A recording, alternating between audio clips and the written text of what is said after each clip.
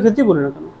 তো past continuous tense মানে অতীতকাল, সময়টা পেরিয়ে গেছে, আগের সময়, এই আগের সময় কিছু কাল ধরে কোনো একটা কাজ চলেছিল, যদি এমনটা বোঝায় বাক্যের মধ্যে, যদি আমরা এমন কিছু সেন্স প্রয়োগ করতে চাই, সেখানে পাস্ট কন্টিনিউয়াস টেন্স আমরা প্রয়োগ করব।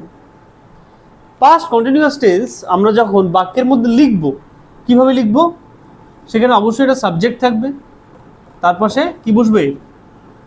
ওয়াজ অথবা ওয়্যার, ভার্বের first form plus ING plus object.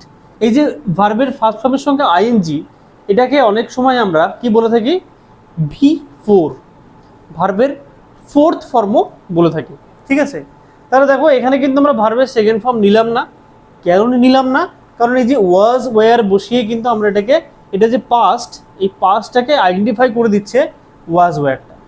ওয়াজ ওয়্যার যখন নিয়েছি, সেই জন্যই ভার্বের ফার্স্ট ফর্মের সঙ্গে আইএনজি বসাচ্ছি। মনে করে দেখবে প্রেজেন্ট কন্টিনিউয়াস